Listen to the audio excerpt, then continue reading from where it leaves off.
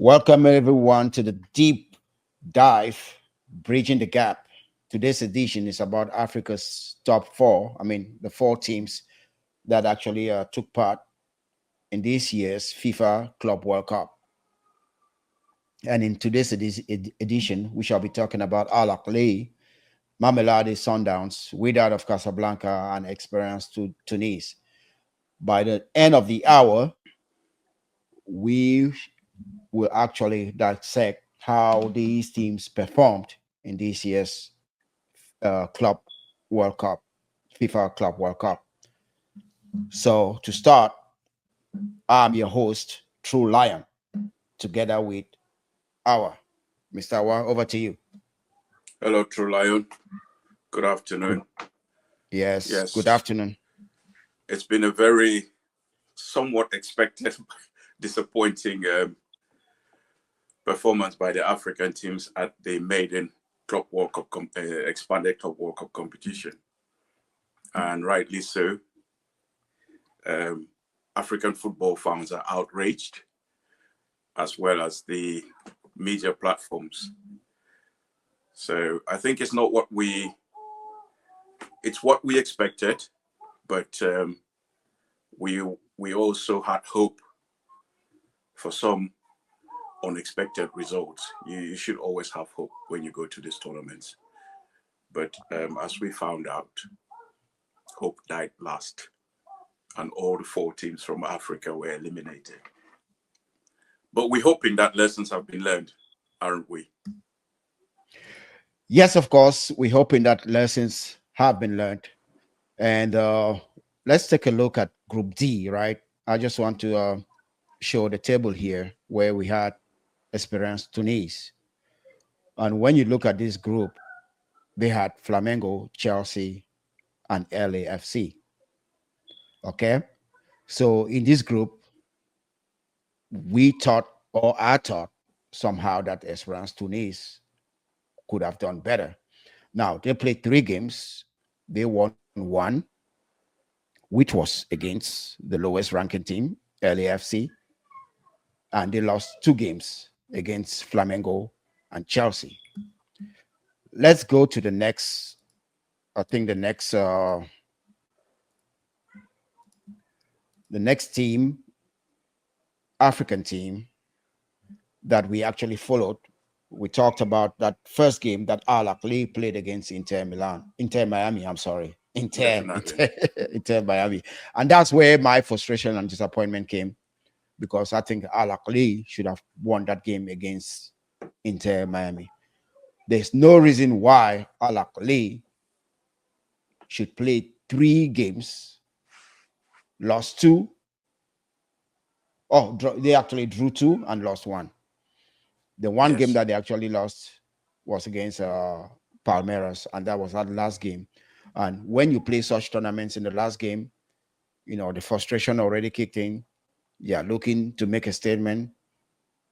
They are throwing men up front, and then they got beaten 2-0. I mean, let's take a moment and talk about this group. Talk about Al Ahly. What do you have to say about Al Ahly? Al was the greatest disappointment for me, being the most valuable club in Africa. I had a lot of high hopes for Al Ahly. They are a very experienced team. If you look at all of their games, Al Ahly against Inter Miami, Al Ahly had 1.98 expected goals against 0.7 for Inter Miami.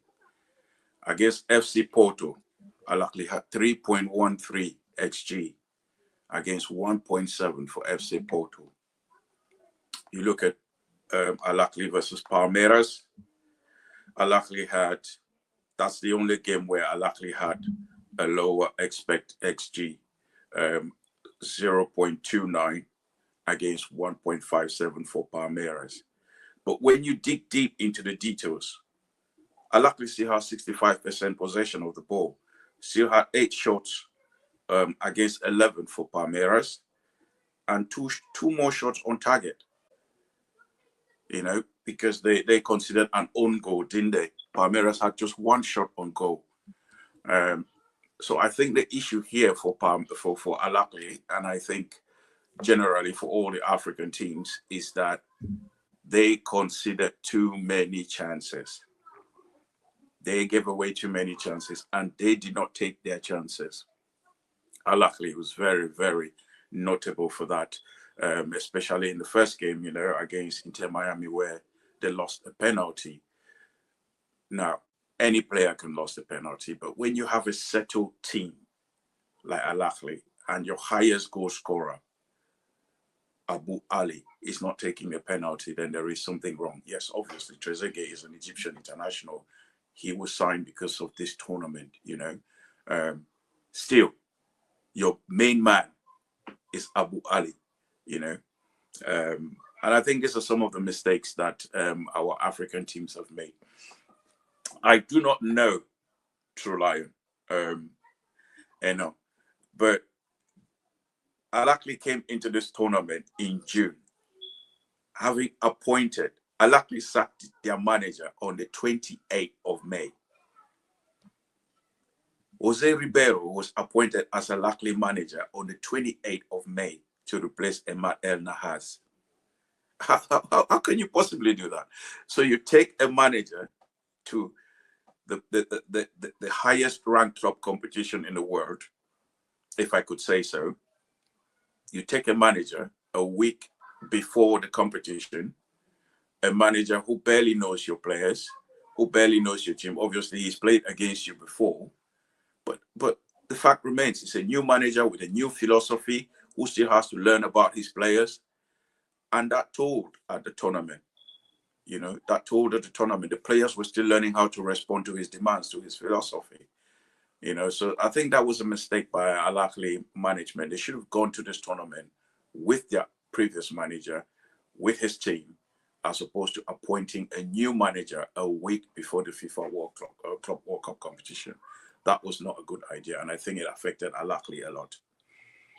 Yeah, those are some great points that you do make, and I think another point that goes against Al Ahly, I think they did not actually have a deep bench, because when I watch their games, especially the first one against Inter Miami, it was a game of 2 halves, right? They missed so many opportunities in the first half, but also they failed to react. Although they created 1 or 2 opportunities deep in the second half in counter attack, but they failed to match the energy of Inter Miami in the second half. And at the end of the game, they were lucky, to pick out a point from that game. But the most disappointing game was that one, the last game against Palmeiras. It seems as if the team actually had just given up. They had 2 clear chances they could not convert. And when you miss such chances against a physical Palmeiras, then you get punished. And they should actually learn something from this tournament. But again, as you said, the manager, I think that was a key mistake, because bringing a new manager into such a tournament, global tournament, he doesn't know the team, and it's barely a month you go into such a tournament. It's always going to be difficult. Well, a week. So not even up to a month, a week, as you say. He was appointed on the 28th of May as the manager. See. Of Al Ahly. So that wasn't a good move by Al Ahly's management. And again, like you say, you were talking there just now about how Al Ahly did not respond to Inter Miami's change of tactics in the second half, and that's what happens. Teams will change how they play depending on their opponents, and Inter Miami had the time to observe and analyze what was happening during the game, and they would change. And you being a new manager, that would be difficult for you to change the way your team plays, because you're still learning about your team, you're still learning about your players. How are you going to make them transition from a different playing philosophy or different playing style within a game when you barely know them? You've barely worked with them for 2 weeks. So it was very difficult. It was very difficult for Al Ahly, but exactly. I hope they have learned. Yeah. So now I have mixed feelings when it comes to Mamelodi Sundowns, right? because although they did not make it to the knockout stages, for me, I think they came out. They showed what they were made of. They did not change their play style. And I think they were just quite unfortunate. Maybe not a lot of global experience because we see, apart from one or two players like Brazilian internationals, not really Brazilian internationals because those guys are not Brazilian internationals. Apart from there, from let's say 6 players that play actually in the South African national team, a lot of those guys don't have a global, you know, exposure. International football experience. Yes, Exactly, exactly. yes. And we could see that. We could see that, as a tournament, especially in that Dortmund game, in that Borussia Dortmund game, the mistakes they actually made, right? And one of the foremost South African coach, what's his name, Jomo, the legend, he actually criticized the mistake that Williams made.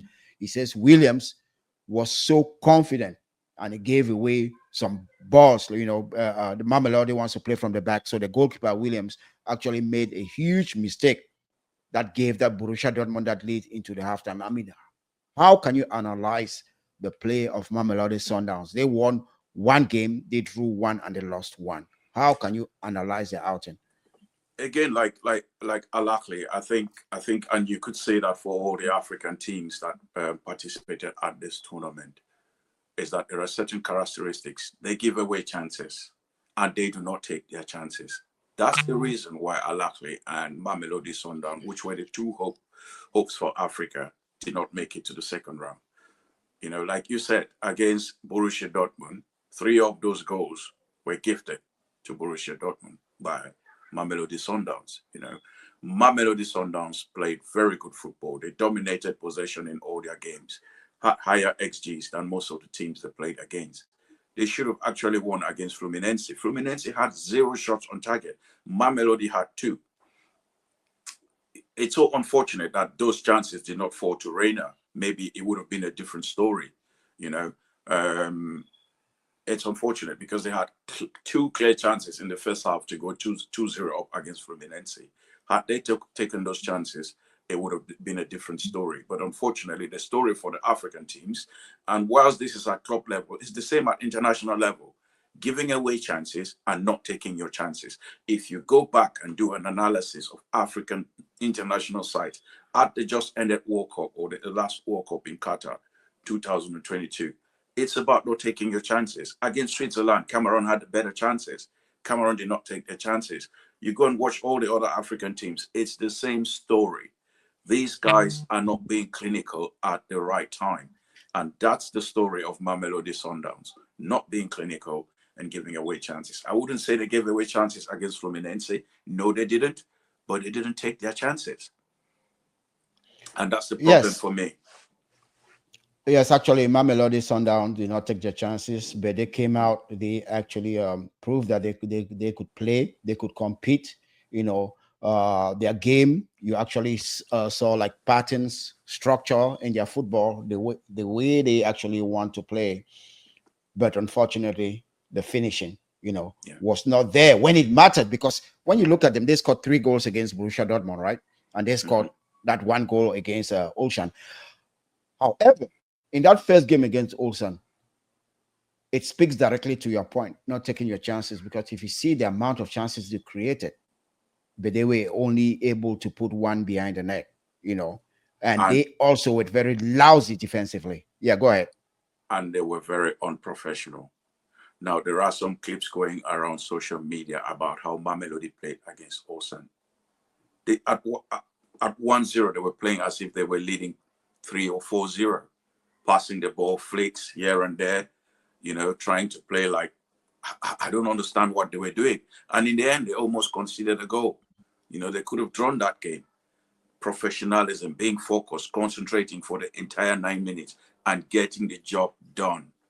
It's a big problem. It's a big problem in African football that we tend to have this in us that sometimes we take it for fun. We enjoy it. It's something that is embedded in the African football culture, is that we like to play and enjoy playing football. But there's sometimes you have to be professional about it. Know that it's a job. You got to do the job, get the job done. However you do it, just get the job done and get out of there. But you could see against Osan that Mamelodi Sundowns became lackadaisical at some point, and that wasn't good to see. Yeah, that reminds me of the Brazil of 30 years ago. Sometimes they were all, especially that game when they played against Argentina, they got knocked out, and was that the semifinals of the World Cup when Maradona gave that pass to Caniggia, and he scored. You remember that game? Brazil had all the possession, missed a lot of chances, and ironically, they call like the Brazilians of South of the South. Yeah, So another team we actually started talking about and that you said wouldn't go through was Wydad of Casablanca. But when you look at the group that way, they were actually in Manchester City, Juventus. I watched them play against Juventus. I just thought, although they were like organized at some points defensively, I just thought Juventus, Manchester City were just too much of Wydad Casablanca. Although, coming into this tournament, they were having a poor form, and we all said that it's one of the teams we don't expect to go to the next round. But what do you have to say about them? again, this is another team that fell foul of the late managerial appointment. Throughout the season, Rolani Mokwena was the manager of Wydad Casablanca. Wydad Casablanca sacked Mokwena on the 24th of May, 3 weeks, just under 3 weeks before the start of this competition, and appointed Amin Benakem. It's a decision they made. I'm not sure if they thought, appointing a new manager or not wouldn't make a difference. It's possible. They had a very tough group, so it was always going to be difficult for Wydad of Casablanca.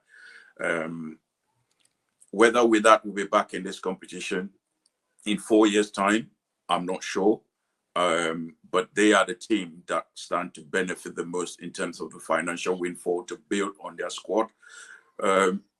Coming into this tournament, they signed Nordin Amrabat, Hamza Hanouri, and they signed Stefan Aziz from Young Africans. Now, I didn't see Hamza Hanouri anywhere near any game. Stefan Aziz came on as a substitute in 2 games, I think. And Nordin Amrabat had a good tournament, so that was a really good signing for them in terms of this tournament. But in terms of the managerial appointment just before the competition and the 3 players, I don't see what difference that made apart from Nordin Amrabat. So you had another manager coming into a tournament in a very tough group, still learning about his players, still learning about his team, even though he's considered a Wydad man through and through. His father played for Wydad Casablanca. He was part of that setup growing up as a child as well. So, but yeah, still a new manager at the end of the day, and that did affect Wydad Casablanca to some extent. I do hope they have learned their lessons and that the financial benefits from this tournament would help them rebuild their team, definitely so. And yeah, hopefully they come back in a few years' time, but I would struggle to see Wydad Casablanca coming back in 2029. Okay, you are just talking about coaches, and today we're talking about bridging the gap, how the African teams actually performed, and also we'll take a look at the coaches. 2 of the African teams that represented Africa, out of 2 out of 4 had African coaches. I'm talking about Espérance Tunis, Maher Kanzari as a coach of Espérance Tunis, and you also have Wydad of Morocco, that also have local coaches, Morocco. Apart from that, Mamelodi Sundowns has the Portuguese coach, Jose Rivero, 2 Spanish assistants, and then Alakli, that's Jose Rivero. And Mamelodi Sundowns is Miguel Cardoso. Cardozo, yeah. Yeah. So looking at this, right, do you think that African coaches are actually getting a fair chance when you see 2 out of 4 going to these tournaments? I would We actually, yeah, go ahead. I wouldn't have that as an issue at club level football, especially when you're talking about, it's so varied. It's different from international football. You're talking about there are thousands of football clubs around the continent of Africa, around the world, hundreds of thousands of clubs. So it's very difficult to look at things from that perspective. No, I wouldn't say having managers from different countries or different continents coaching teams at club level, that's an issue. For me, that's not an issue. And I would actually say that the teams with managers from Europe, Sundowns and Ahly, they were the best teams.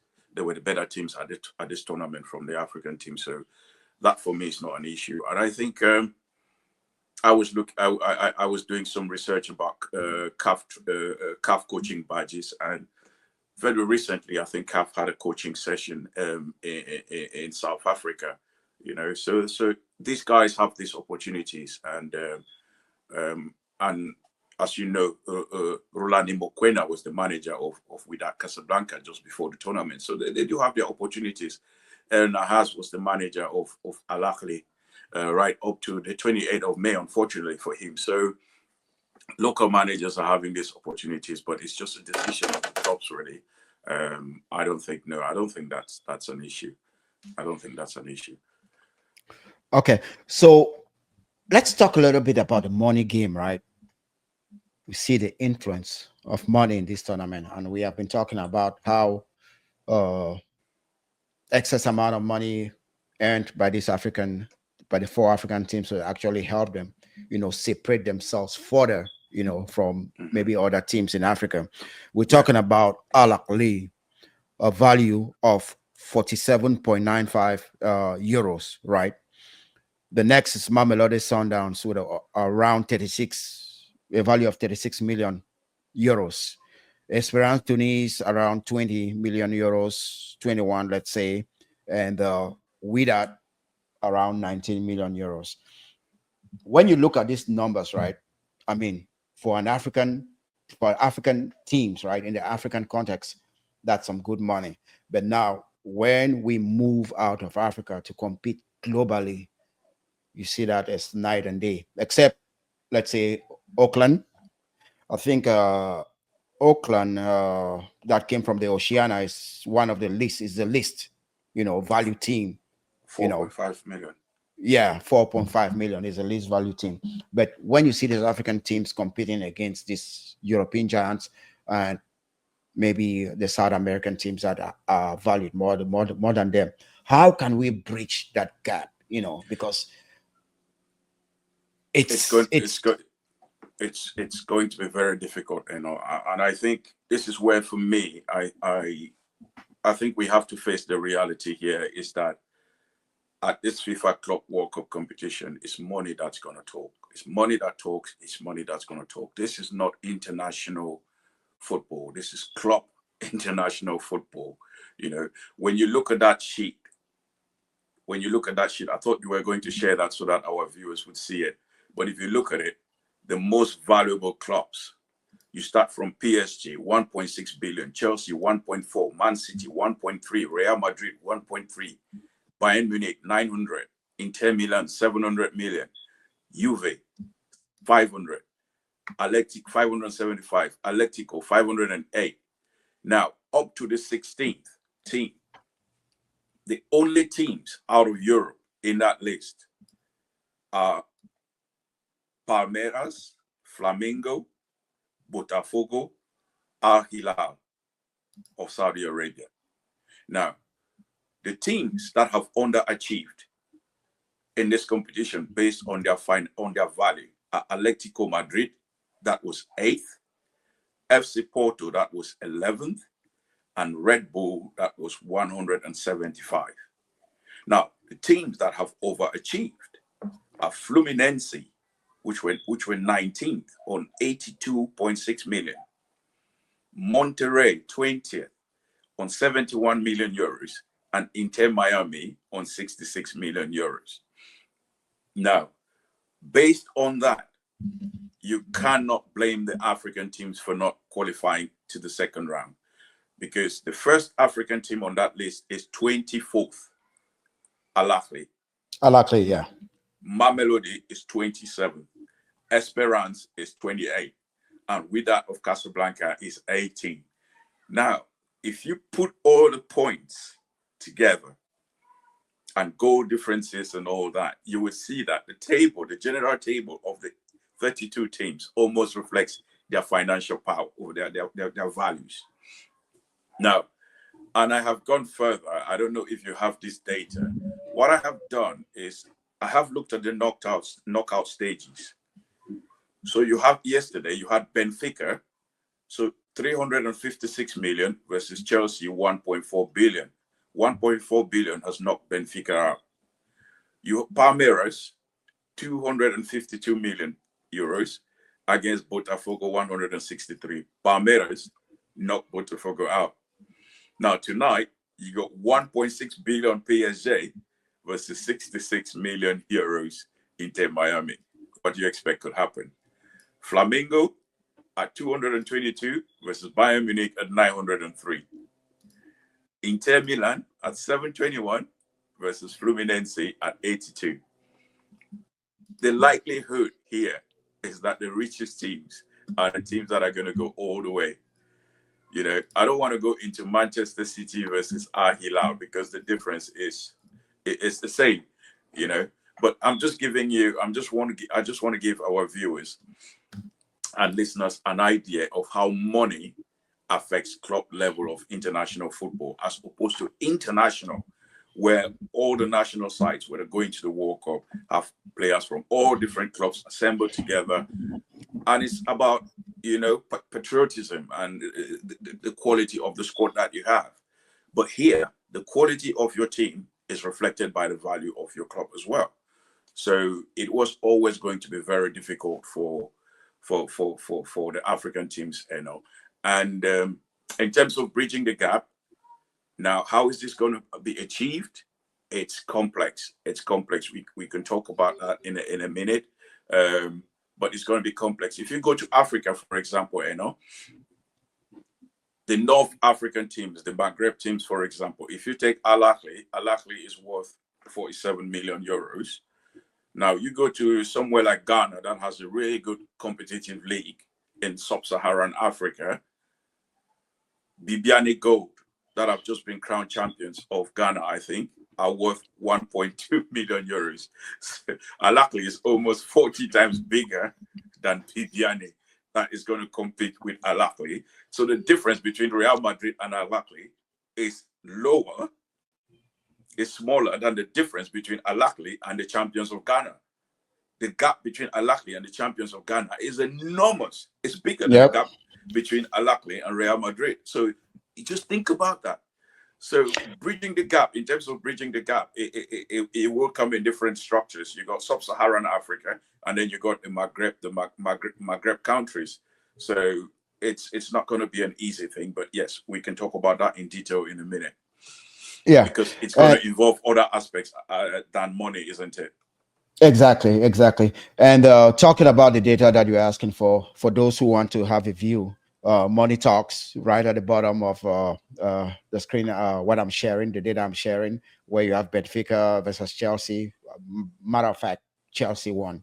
You know that game yesterday, 4-1. I was actually at the stadium to watch that game. I was disappointed at the level of football in that game, but that's another story. That's another story to talk about.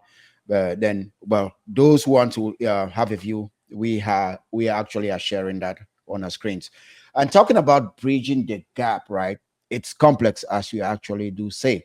However, all what teams have to do are follow like the guidelines that FIFA is trying to do, especially these African teams where FIFA is looking to actually invest more money.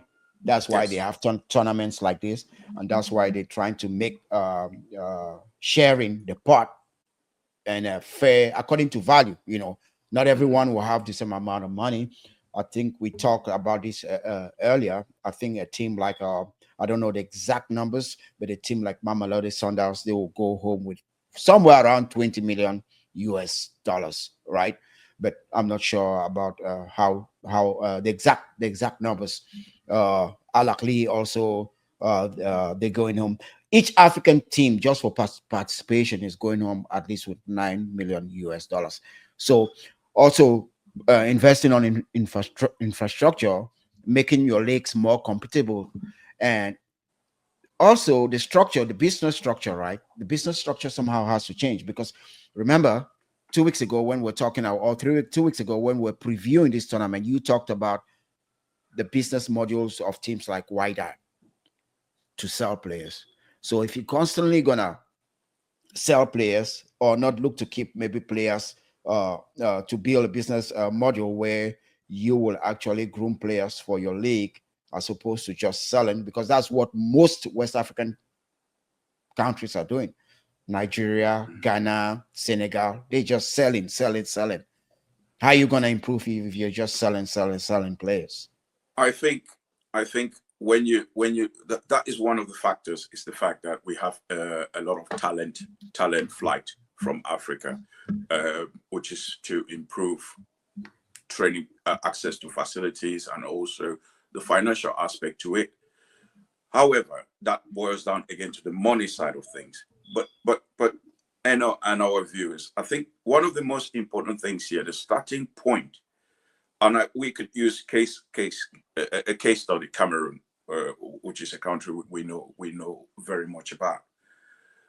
We must have, the starting point would be football legal frameworks right across the entire continent. Let me give you an example. Recently in Cameroon, we've had issues with the FECAFOOT president, Samuel Eto'o, and club presidents about paying players. Now, you know that in Europe, for example, if a club starts struggling to pay their players, straight away, you're going to have the body, the footballing authorities come onto you with clear rules and obligations within a legal framework and set out guidelines for you to follow. If you don't, you get kicked out of the league. How come we have teams playing in African competitions, continental competitions, that are not paying their players? They need to be kicked out. There is no point having a league that has 20 teams or 16 teams if you have 10 of those teams that are not able to pay their players consistently. If you do not have the financial ability to run a team, that team needs to be kicked out of that league. That's just an example. But what I'm simply saying is that we need to have clear football legal frameworks right across the continent that CAF has to keep an eye on. And once we have that in place, then we can professionalize the league. And let me give you two examples. Last season, Zamalek refused to play games against Ahly in Egypt because Ahly had built up so many delayed games, and it was almost like the league was being handed to Ahly, and Zamalek refused to play games. Now, this season, on Wednesday, the Tanzanian league ended, and it was the final game between Young Africans and Simba. That game was meant to be played, I think, in March. Now, why that game did not go ahead was because Simba complained that Young Africans did not let them, the stadium management did not let them have access to the stadium to train, to have their final training session before the game. Now, what does this boil down to? Legal frameworks, observing legal frameworks. Now, if you want to have money being put into your league, you have to provide value for money. Now, you cannot schedule a game and cancel the game on the day of the game, a few hours before the game, when people have invested money into it. You have televiewers, you have people who've bought their tickets, and people who've invested money, TV rights and all that, who are ready to watch a game, but then the product is not there, and they have spent all this money. So you have to have a consistent provision of value. But all of that boils down to the legal frameworks being put in place, professionalization of the league, and CAF stamping down on authorities to make sure this is functional. Now, why do players not have bank accounts? Why are authorities struggling to know if players have been paid or not? All you need to do is to have players to show evidence to the federation that they have been paid or not, rather than go and asking club presidents if they have paid their players, and to provide that evidence to you. It's something that we need to look at. Again, you spoke about you spoke about infrastructure. You spoke about poor leagues. Yes, we need these leagues, the quality of these leagues to improve. We also need this player sale issue to be managed. But all of this boils down to the fact that if you do not have the right legal framework, if you do not have professionalism or professionalization of the leagues, then players are going to leave. If a player knows, yesterday I was watching the Estonian league, and in the Estonian team, they were about, I think it was Latvia or something. There were about 5 African players in that team. A few of them were from South Africa. And when I say South Africa, I don't mean South Africa as the country. As a country. Yes. What are these guys doing in such leagues? These are the players who should be playing on the African continent. But because of the way it is, and because of the business model of football now all over the world, every team is trying to buy and sell players. That's their way of generating money, because otherwise they don't have any other sources of income. There is little sponsorship deals going into these Eastern European countries. So their modus operandi is to get players from Africa, try and develop them and sell them on to German second division leagues, French second division, and they're generating some income for themselves. So back on the African continent, measures need to be put in place to stop this happening. And that's very true, because if you look at a country that has been successful recently at the international level, like a country like Senegal, when you look at the where their players actually currently play, there's no history of these players playing in any African, like in the Senegalese top flight. If you look at the Senegalese top flight, even it's non-existent. So our best players are not even playing, let's say, for a year or two in the African leagues before they actually get out of Africa. So the business modules of most of these countries is just like to raise players and sell them to Europe, and then not all of them can make it in the top flight. So that's why you see them going into these inferior leagues. Yes, go ahead. It's I just to give another perspective to that. Regardless of the business model in Africa, the business model in Europe is actually impacting on the African model. Now, if you look, for example, at Red Bull Salzburg team, in their final game, there were 4 Malian players in the starting team. Now, you go and check those players. I think there were 3 or 4. These are all players that were signed from the Malian under-17 team that did very well at the under-17 World Cup. There's one of them who went to Barcelona also. Now, so and this is what I'm saying. So these guys haven't even had the opportunity to play on the continent itself, because the model in Europe is to buy young African players and within a few months buy them for less than $100,000, and within a few months they're selling them on for 5 million euros, 10 million euros, 20 million euros, like Patson Daka. That's the Daka, case for example, of Oshiman, Boniface, all of those guys. That's the same case. So they buy these guys young. These guys don't have the chance to play on the African continent. So already, and so if you look at the other model from some of the other countries in Africa, the Maghreb countries and South Africa, because those countries have developed up to the standard of some Scandinavian countries and Eastern European countries, players do not easily leave those leagues because they are well paid. You have players in the South African league earning up to £20,000 a month, so they have no need for traveling abroad. And that is the same in Egypt. That is the same in Morocco. So what's the likelihood of any other African teams breaking the stronghold of the Maghreb teams and South African teams? It's going to be very difficult until CAF takes control of the situation. This is what it's going to be. Now, if you look at former Yugoslavia prior to the breakup, if a player was not up to 25 years old, you would not leave Yugoslavia. That is why you started seeing players like Robert Prosinecki, Dragan Stojkovic. They were only coming to Western Europe towards at their peak, Yeah, because they it's had the time to play and develop on their continent, or sorry, yeah, in their country. There should be some rules around this, because European countries are changing the rules to favor them.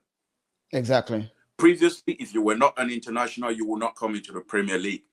That rule has changed. And since that rule has changed, you started seeing young players coming into English academies from Africa. It never used to be the case, you know? Okay, let me not cut you here, but let me just read something that Terence Agbo, one of our viewers, said. He says, "Money is a factor everywhere. Unfortunately, in rare cases, few outliers have happened, but at the end of the day, money is a big factor. Of course, that's what we're talking about. The issue is professionalization of the African League, real professionalization, which some of the Maghreb countries, South Africa is actually doing, Tanzania is actually doing.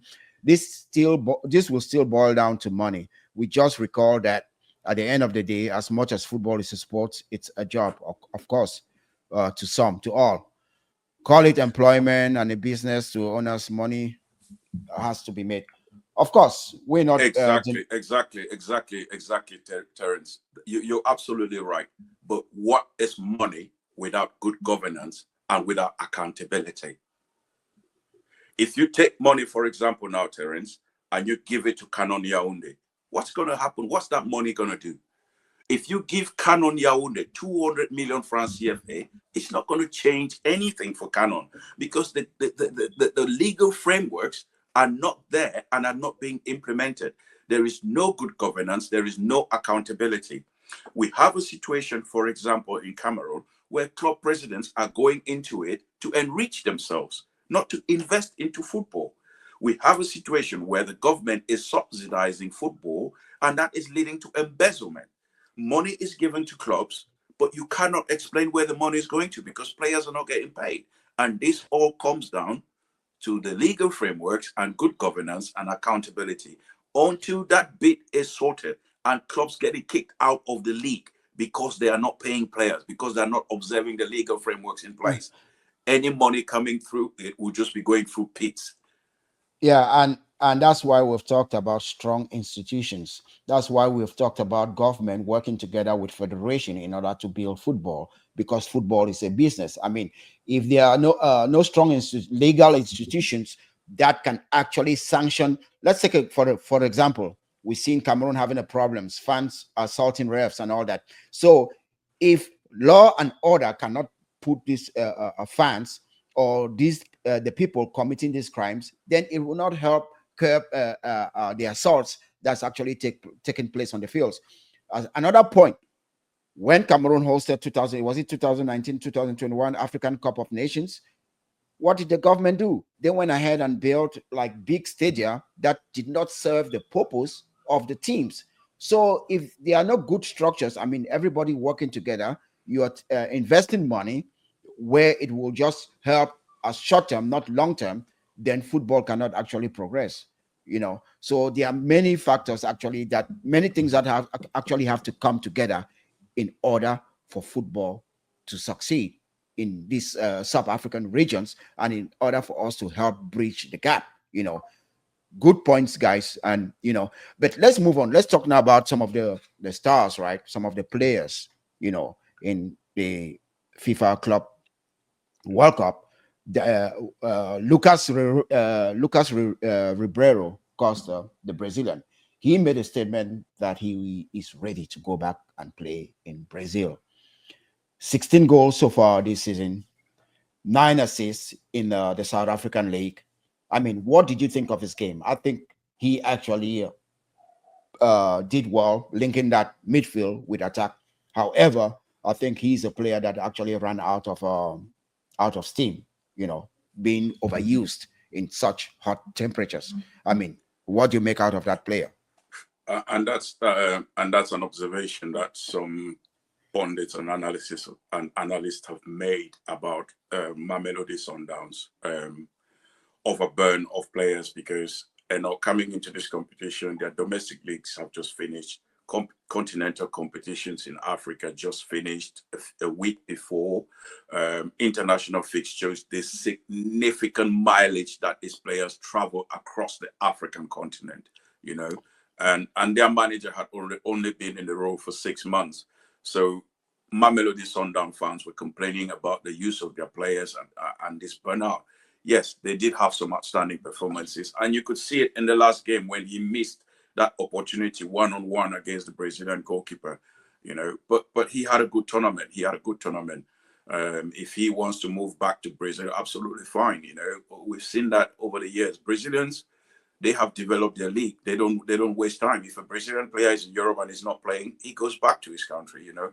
But for some of them who could not make it into this Brasileiro Serie A, going to South Africa and playing in South Africa and showcasing their talent gives them that opportunity to go back to Brazil, you know. But is he going to achieve that? I do not know. But obviously, this tournament has done him well. So good luck to him. Okay. What other player do you think? RC Reyners, another striker. Was he the one who scored that goal against the South Korean team? I'm not sure. I don't recall.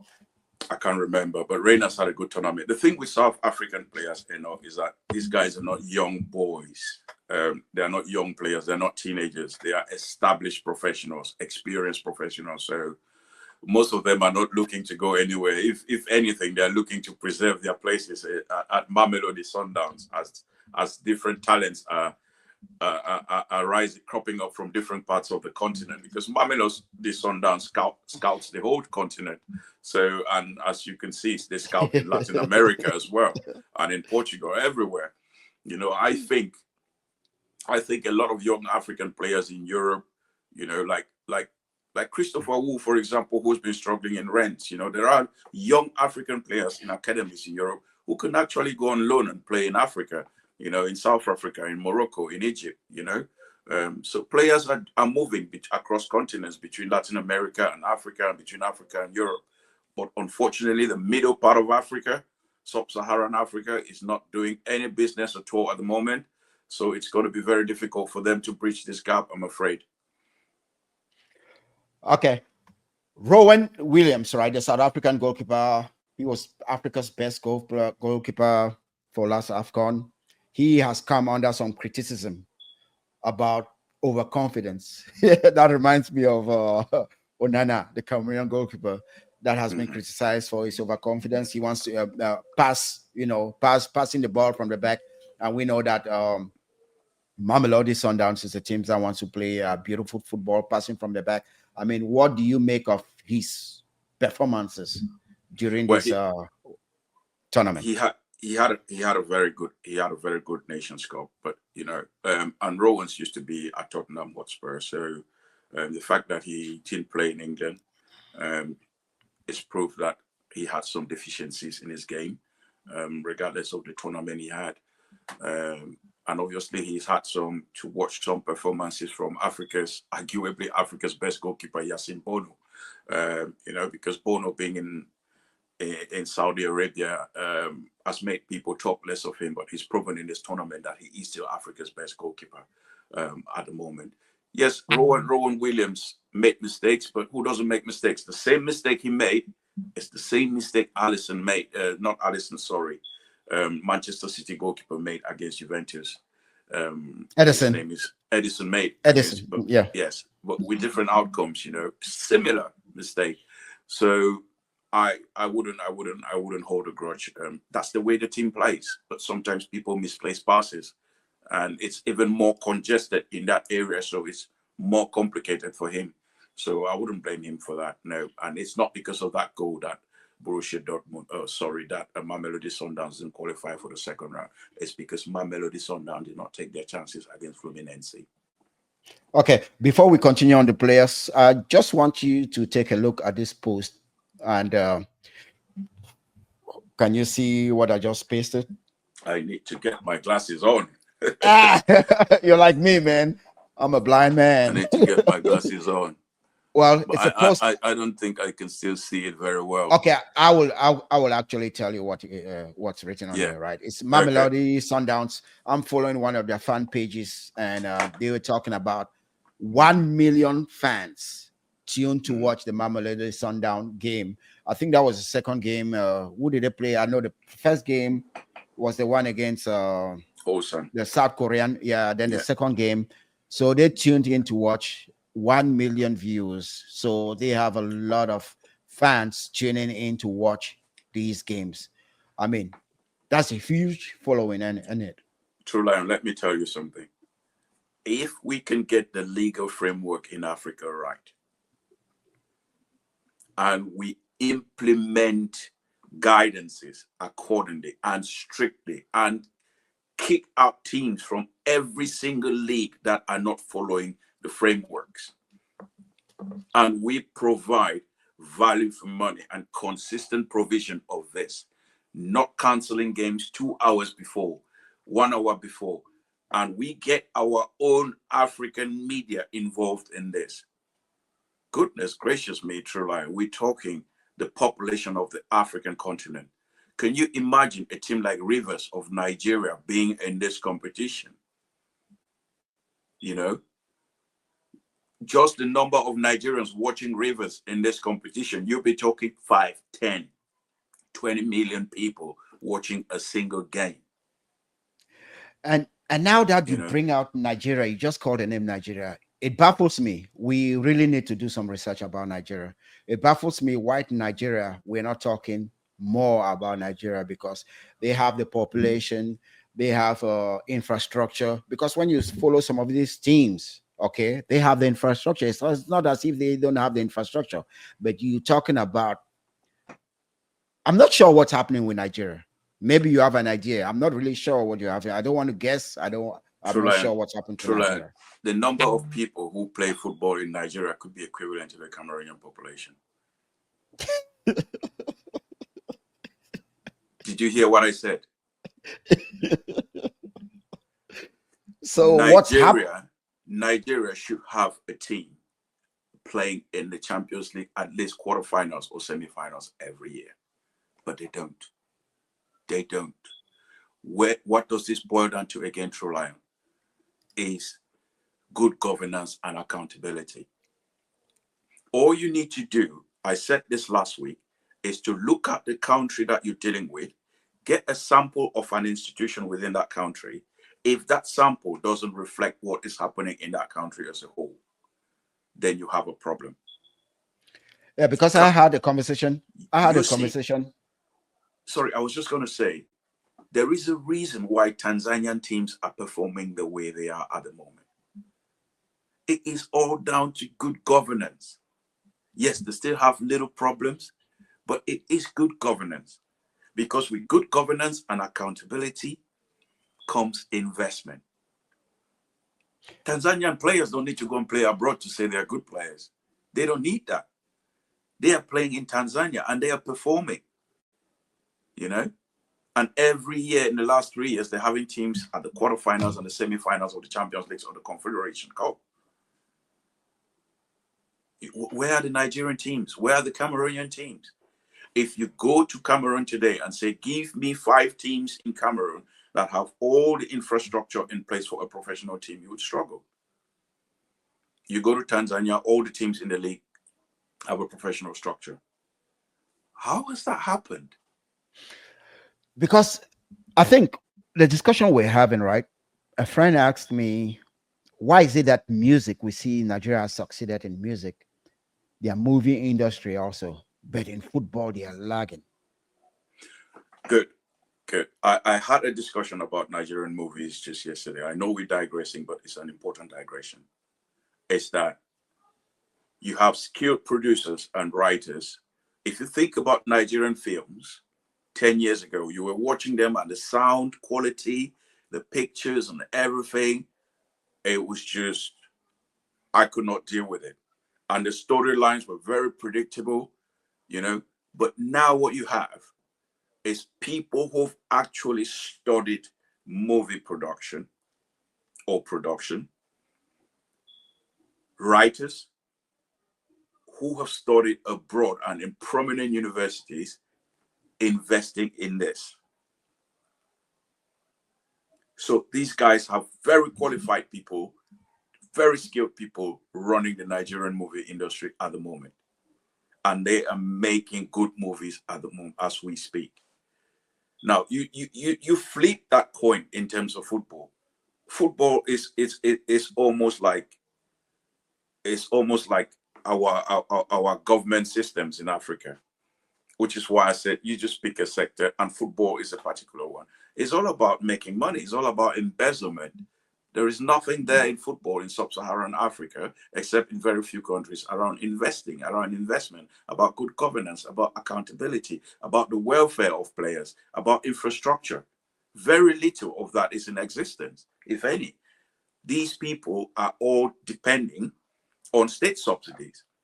And where you see state subsidy, you see embezzlement.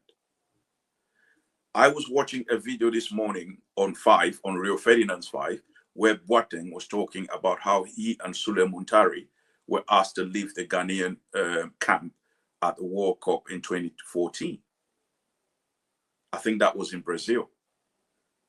And why was he sent home? Because he questioned the authorities about the use of funds given to the federation by FIFA. Now, Samuel Eto'o in Cameroon has been castigated, or was castigated during his campaign to become the Fecafoot president, and afterwards, and until now, about the fact that he did refuse to take the flag from the prime minister. I think it was for the same World Cup. But why was he doing it? Was he doing it for himself? Or was he doing it because of the players, because of the team, because of the group? Now, what Boateng was saying this morning was, I was asking questions, not for myself, but because of all of my teammates and all of the members of that delegation, me and Sule Muntari. But at the end of the day, me and Sule Muntari were sent home. Why didn't the other players join me? If you will remember, True Lion, when there was difficulties within the French national squad side at the World Cup, all the players revolted against the manager because they were not in agreement with what was happening. But when it comes to us in Africa, the authorities just embezzle the money, and you ask any question and you become the problem. Because what do? They take this money, they bribe the media people, and the media people come up with a different narrative. So this all boils down to good governance and accountability. Until we change that, it's not going to change, especially at club level where money speaks. Yeah, that's very true. Well, we almost get into that 1 hour, Mac. Let's talk about some other players. Do you have any other players that actually performed like past expectation or what you actually expected? I know. Yeah, go ahead. To be honest with you, True Lion, I wasn't watching these African teams in terms of watching players. I was watching the teams play. I know there is Lodge for the South African who plays for Wydad Casablanca. He had a good tournament, but that's not the point. For me, it was about watching the team, see how the teams play, see the philosophy of the teams, see how they defend, see how they remain focused, see concentration, see professionalism. For me, it was all of that, just wanting to see how they play as a team, as opposed to trying to scout players to see who is playing better, who is not playing well. No, I just look at the team because I would really like people to always watch football in that way, as a composition, understanding that every player's performance is dependent on another player's performance. And if you look at one of the best goals in this tournament, that was called by Al Dassari of Al Hilal the other day, when they did a 3-person triangular run. So the midfielder passed the ball into the attacker. Al Dawasiri, coming from the left, saw the first pass. He started running. The ball was returned to the midfielder, and the midfielder lobs it over to him, and he takes a touch and lobs the keeper. That was a very beautiful goal. It's things like that, combinations like that you want to see. Now, Al Dawasiri take the plaudits for scoring the goal. But what if the other players did not play well? Would he have scored that goal? No. So we need to start to learn how to watch football as a whole, in little components, in those little triangles, as opposed to who was the better player, who was the best player. I was more focused in this tournament about watching how these teams perform as a group of players as opposed to individuals. Excellent conversation. We've reached the 1 hour mark, so we're just gonna recap before we call it a day. So we've spoken about how do we bridge the gap, right? We've talking about investment in infrastructures. We've talking about coach development. We're talking about talent retention. We've talking about strategic partnerships. We've talking about media and marketing, and most importantly, we've talked about governance. Okay, any final Yes. words? No, no, yes. What my final word is, for any change to take place, for any progress to take place, we must have a legal framework rolled out across the continent from CAF, which all federations must adhere to, or all league boards must adhere to, because without that, any money coming in makes no sense. It would just be throwing money into a sinkhole or into a pit. And that would not help develop football in Africa in no shape or form.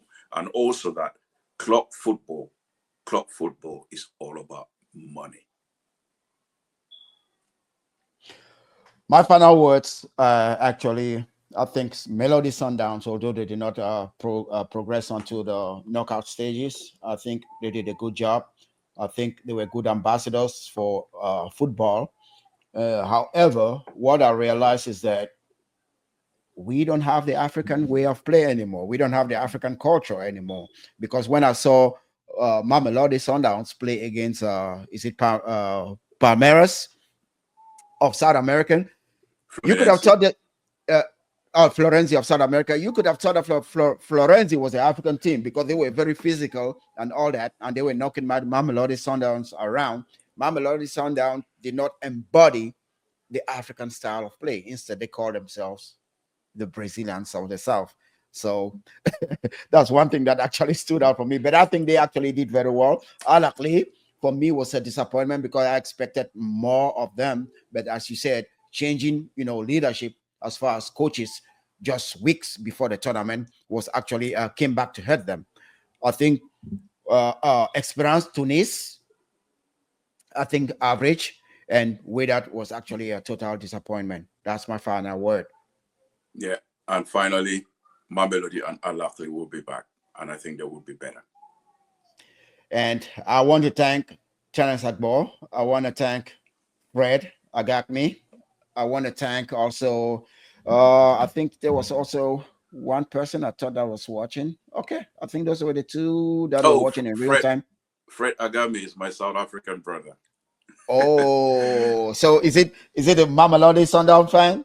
Yep. Fred is now in the UK, but Fred was based in South Africa for a long time. Okay. And I also want to thank Ndi. Wekeye, I don't want to butcher your name, man. Wekiye Ndi. That's it. I want to thank you guys for actually commenting, sticking here with us, and it was a good session. I actually liked the various subjects and topics that we did discuss. Thanks once more, Mr. Awa, Thanks, Rolion. See you soon. and hope you have a wonderful week. Have a See you wonderful soon. week, brother. Bye-bye. Thank you very much.